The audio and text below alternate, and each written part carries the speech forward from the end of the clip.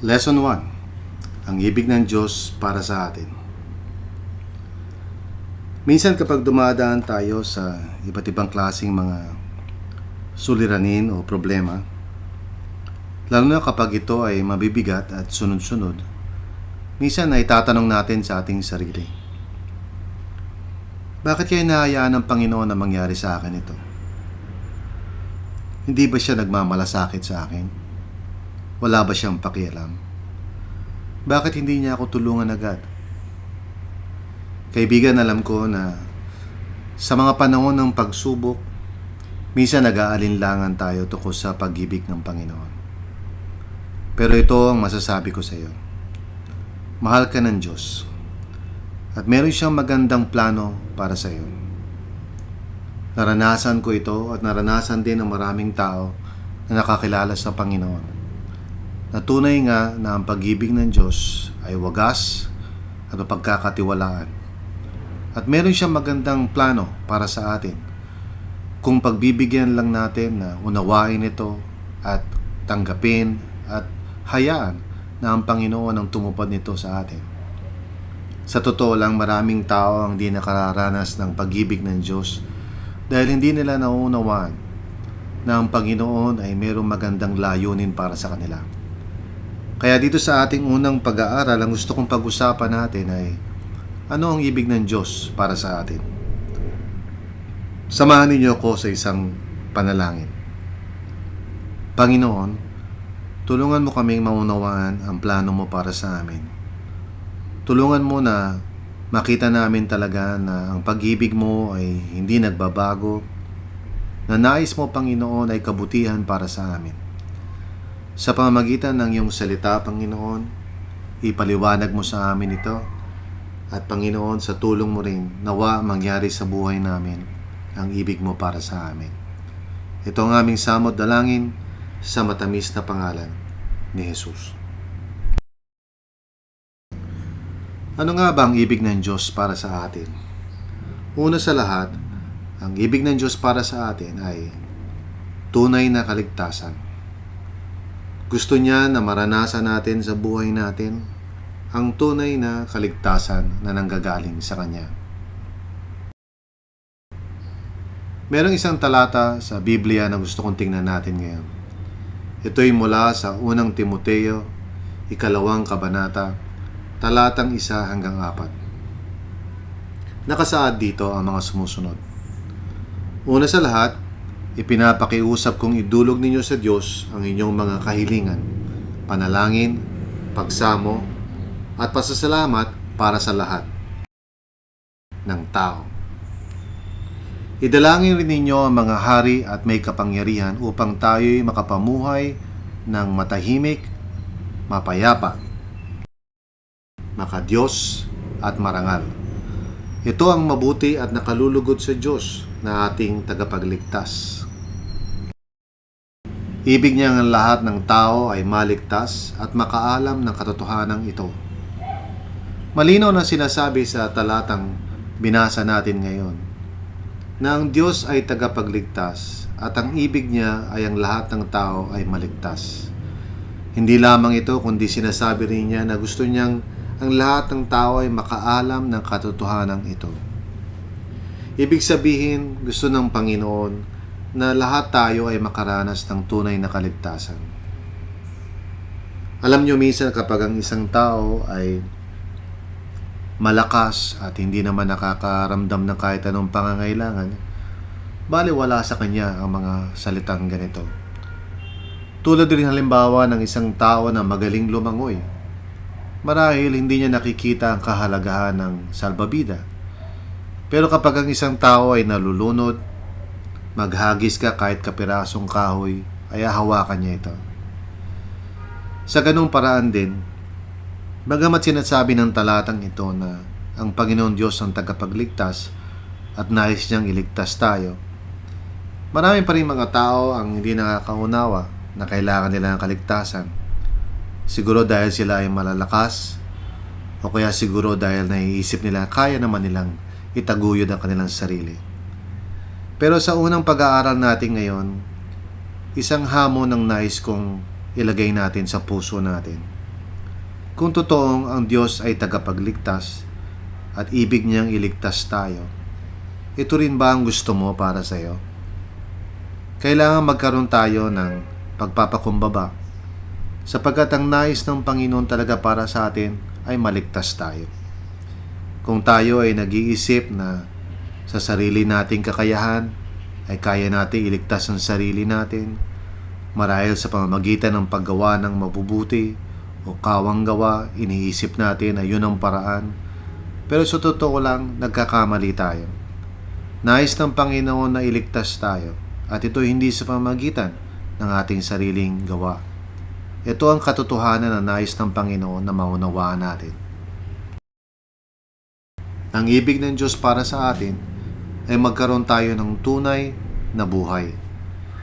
Ibig sabihin nito, hindi yung humihinga lamang tayo, kundi nararanasan talaga natin yung tunay na layunin ng buhay kung bakit ginawa ng Diyos ang buhay.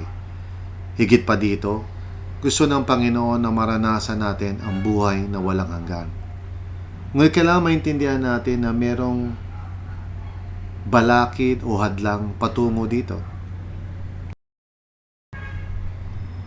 Ganito ang sinasabi ni Pablo, sapagkat iisa ang Diyos at tanging si Jesucristo lamang ang taong tagapamagitan sa atin at sa Diyos. Pag sinabing tagapamagitan, ibig sabihin nito merong hidwaan. Sa makatwid, yung relasyon natin sa Panginoon Diyos ay hindi maayos. Tayo ay nahiwalay sa Diyos. At kung tayo ay nahiwalay sa Diyos, nangangahulugan lamang na yung buhay na nanggagaling sa Kanya ay hindi napapasa atin. O kung titingnan natin sa kabilang anggulo, yung buhay na nararanasan natin ngayon na hiwalay sa Diyos ay hindi yung tunay na buhay na nais niya para sa atin. Kaya kinakailangan na magkaroon ng tagapamagitan. Kailangan merong magdala sa atin sa presensya ng Diyos upang maranasan natin muli ang buhay na tanging ang Diyos lamang ang maaaring magbigay. Sabi ni Pablo, inihandog niya ang kanyang buhay upang tubusin ang lahat mula sa kasalanan. Pansinin natin ang tinutukoy dito ni Pablo ay hindi yung mga gawain natin na masama. Dahil kung yun ang kanyang ibig sabihin, siguro sasabihin niya mula sa mga kasalanan. Pero ang tinutukoy niya dito ay yung kapangyarihan lamang ng kasalanan. Kaya ang sabi niya mula sa kasalanan. Ang ibig sabihin nito na lahat ng tao ay napapasailalim sa kapangyarihan ng kasalanan at dahil dito hindi natin nararanasan ang pag-ibig ng Diyos at ang magandang plano niya sa buhay natin. Dahil sa kasalanan, ang buhay natin ngayon ay malayo sa Panginoon at ang ginagawa natin ay mga bagay na nagdudulot lamang ng kaparusahan sa ating buhay. Pero ginawa ni Kristo ang isang bagay na hindi natin kayang gawin sa ating sarili. Inihandog niya ang kanyang buhay upang tubusin tayo. Parang sa isipan natin ay para tayong nakasanla at siya ang tumubos. Sa totoo lang, kung hindi gagawin ni Kristo Jesus yun para sa atin, mananatili tayo sa ating kalagayan na kapahamakan. Pero sa tulong ng Panginoong Jesucristo, siya ang gumawa ng paraan para tayo'y tubusin. Kaya makikita natin dito ang layunin ng Panginoon. Gusto niya na maranasan natin ang buhay na walang hanggan na nagmumula sa Kanya. At para mangyari yon, kailangan alisin niya yung balakid o hadlang na siyang pumipigil sa atin patungo sa buhay na yon. Ang katotohanan ito, sabi ni Pablo, ay pinatunayan sa takdang panahon. Ibig sabihin nung si Kristo Jesus ay naparito, nakita natin ito at nakita ng mga tao na talagang ito ang layunin ng ating Panginoon. Ganun na lamang ang pag-ibig ng Diyos sa atin, na ibinigay niya ang kanyang bugtong na anak upang sa ganun sa pamamagitan niya ay hindi na tayo mapahamak kundi magkaroon ng buhay na walang hanggan. Dahil dito, sabi ni Pablo, ako'y pinili upang maging mangangaral, apostol at tagapagturo ng pananampalataya. At katotohanan ito para sa mga hintil. Totoo ang sinasabi kong ito at hindi ako nagsisinungaling. Isang mabuting balita ito para sa atin. Makakamtan natin ang tunay na buhay sa pamamagitan ni Kristo Jesus. Kaya sa umpisa ng ating pag-aaral, gusto kong malaman natin na mahal tayo ng Panginoon. Meron siyang magandang plano para sa ating buhay. Tingnan natin ang ilang mga talata na nagsasaad dito. Una sa lahat, tingnan natin ang Filipos 4:19, kung saan sinasabi, "At buhat sa hindi mauubos na kayamanan ng Diyos, ibibigay niya ang lahat ng inyong kailangan sa pamamagitan ni Kristo Jesus." Bagamat ang pinag-uusapan dito ay may kinalaman sa mga material na bagay, ganun pa man, si Pablo ay naniniwala na lahat ng kakailanganin natin ay ibibigay ng ating Panginoon kung totoong ito'y kailangan natin. Hindi nangangahulugan na lahat ng gusto natin ay ibibigay ng Diyos, sapagkat hindi naman lahat ng gusto natin ay makakabuti sa atin. Ngunit kung ang isang bagay ay kailangan natin at alam ng Panginoon na ito'y mabuti para sa atin, hindi niya ipagkakait ito. Ito ang nais ng Panginoon para sa atin. Maranasan natin ang isang buhay kung saan naroon ang Panginoon handang tumulong sa anumang mga bagay na kakailanganin natin sa buhay na ito. Sinabi rin niya sa Filipos 4:7, "At ang kapayapaan ng Diyos na hindi kayang maunawaan ng tao, ang siya mag-iingat sa inyong puso at pag-iisip dahil sa inyong pagkipag-isa kay Kristo Jesus." Sa makatwid, nais ng Panginoon na maranasan natin ang kapayapaan. Nais niya na ang kapayapaan na to na hindi daw kayang maunawaan. Ito raw ang mag-iingat sa atin, sa ating puso at pag-iisip. Alam niyo, minsan sa pang-araw-araw na buhay, ang daming mga problemang hinaharap natin. Maraming mga bagay na maring magdulot sa atin ng pagkabalisa o tayo ay magiging tuliro o punong-puno ng alalahanin. Pero alam niyo, mga kapatid, ang gusto ng Panginoon para sa atin ay makaranas talaga ng buhay na merong tunay na kapayapaan ng Diyos. Ang kapayapaan ng Diyos ay hindi tulad ng kapayapaan na ninanais ng mga tao, yung magkaroon sila ng katahimikan. Ang kapayapaan ng Diyos ay nananatili kahit sa gitna ng mga problema. Ito ang tunay na buhay. Buhay kung saan hindi tayo ginagawang parang punching bag ng kaaway o ng mundong ito. Isang buhay kung saan alam natin na kasama natin ang Panginoon at kahit ano pang nangyayari sa kapaligiran natin, maaari tayong magtiwala na hindi tayo pababayaan ng Panginoon. Sinasabi rin sa talatang Efeso 2:19, "Sa makatwid, hindi na kayo dayuhan o taga-ibang bansa, kundi kababayan na ng mga hinirang ng Diyos at kabilang sa kanyang sambahayan." Nais ng Panginoon na hindi tayo maging ulila sa mundong ito. Hindi kalooban ng Diyos na mga tao ay makaranas na parang sila ay nag-iisa lamang sa mundong ito. Gusto ng Panginoon na ang buhay natin ay buhay kung saan mayroong tunay na pagkalinga, may tunay na pag-ibig, may tunay na pakikipag-isa at pakipagkapwa. Ito ang nais ng Panginoon. Hindi yung tayo ay magkaroon ng buhay na masasabi nating humihinga tayo pero lahat ng ating relasyon ay sira.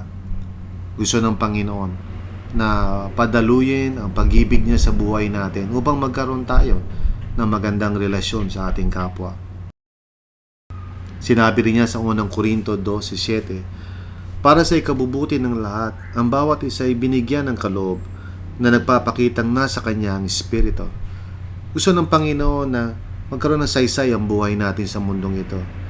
Gusto niyang bigyan tayo ng mga kakayahan o abilidad na maaari nating gamitin upang tumulong sa kapwa, hindi ayon sa ating sariling kakayanan, kundi ayon sa kanyang kapangyarihan.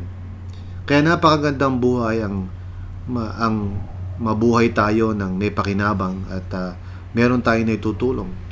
At itong nais ng Panginoon. Hindi lamang na tayo ay gagawa ng anumang kabutihan, kundi talagang ang kapangyarihan ng Diyos ang siyang makikita sa buhay natin. Sinasabi rin sa 2 Timoteo, Kabanatang 4, talatang 8, "Makakamtan ko na ang koronang nakalaan sa mga matuwid. Sa araw na iyon, ang Panginoon ay siyang makaturungang hukom, ang siyang magpuputong sa akin ng korona, hindi lamang sa akin, kundi sa lahat ng nananabik sa kanyang pagbabalik." Sinasabi ni Pablo na umaasa siya na sa kanyang buhay dito sa mundo ay darating ang panahon na kapag siya ay papanaw na, ay gagantipilaan siya ng Panginoon. Ito rin ang nais ng Panginoon na maranasan natin, na yung buhay natin ay hindi lamang nagtatapos dito, kundi kapag tayo ay kinakailangan ng lumisan, ay tayo ay haharap sa presensya ng Panginoon at doon ibibigay sa atin ng Diyos ang korona. Napakabuti ng ating Panginoon. Kaya ano nga ba ang ibig ng Diyos para sa atin? Una sa lahat, tunay na kaligtasan. Pangalawa, tunay na buhay. Kung ito ay isusuma natin, ganito ang sasabihin natin. Ang ibig ng Diyos ay kabutihan para sa iyo, para sa akin, para sa lahat ng tao. Ang gusto ng Panginoon ay pagpalain tayo at bigyan tayo ng tunay na kaligtasan at tunay na buhay. Ito ang una nating pag-aaral. Nawa, sa pamamagitan ng mensaheng ito, ay magkaroon tayo ng pagnanasa na kilalanin ng Diyos. Buksan natin ang ating mga puso at tayo ay magkaroon ng mababang loob upang ang ibig niya para sa atin ay matupad. Ngayon gusto kong pag-usapan natin ang mga bagay-bagay na natutunan natin sa pag-aaral na ito.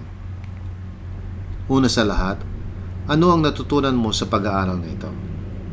Pag-usapan natin at ibahagi ninyo sa isa't isa kung ano ang tumimo sa inyo sa ating pinag-aralan.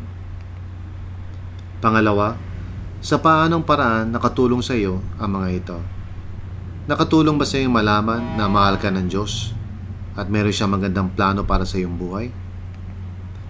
At pangatlo, ano ngayon ang gagawin mong kapasyahan? Ikaw ba'y magpapatuloy sa pag-aaral natin o hanggang dito ka na lamang? Sana'y magpatuloy ka, kaibigan. Sana'y buksan mo ang iyong puso at kalooban sapagkat mahal ka ng Diyos at meron siyang magandang plano para sa iyong buhay.